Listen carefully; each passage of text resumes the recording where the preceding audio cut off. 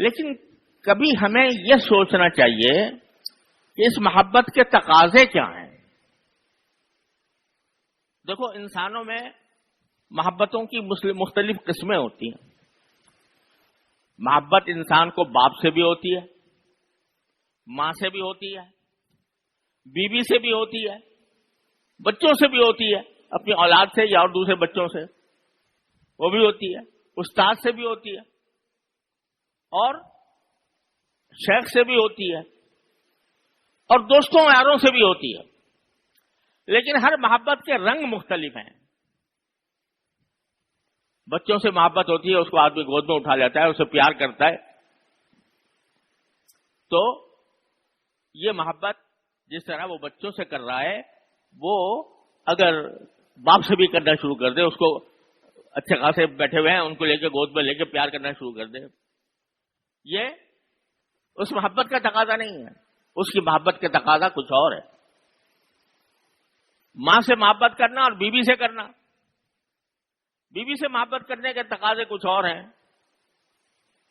اور ماں سے محبت کرنے کے تقاضے کچھ اور ہیں. دوستوں سے محبت کے تقاضے اور ہیں، استاد سے محبت کرنے کے تقاضے اور ہیں. تو جتنی دنیا کے اندر محبتوں کی اقسام پائی جاتی ہیں ان میں ان کے تقاضے مختلف ہوتے ہیں. تو انسان جو اپنے کسی بڑے سے محبت کرتا ہے تو اس کے تقاضے بھی مختلف ہوتے ہیں. کوئی بڑا ہے، استاد ہے مثال کے طور پر، اس کی عزت کرے گا، اس کی عظمت کرے گا، اس کی حتی الامکان بات بھی مانے گا. لیکن ساتھ ہی اگر اس سے اختلاف بھی ہو جائے کسی معاملے میں تو کوئی برائی نہیں. امام ابو حنیفہ رحمۃ اللہ علیہ کے شاگرد تھے حضرت امام ابو یوسف بھی اور امام محمد بھی. لیکن ایسے شاگرد جو ان کے حلقہ درس میں بیٹھتے تھے، لیکن امام ابو حنیفہ ایک مسئلے میں کچھ رائے دیتے ہیں اور امام ابو یوسف کا مسئلہ کچھ اور ہے، امام محمد کا کچھ اور ہے. امام شافعی حضرت امام ابو حنیفہ کے نہیں، امام محمد کے شاگرد ہیں اور امام محمد ابو حنیفہ کے شاگرد ہیں. لیکن جو طلبہ ہیں وہ دیکھتے ہوں گے کہ جگہ جگہ خلاف للشافعی خلاف للشافعی، یعنی امام شافعی نے امام ابو حنیفہ سے بہت سے معاملات میں اختلاف کیا.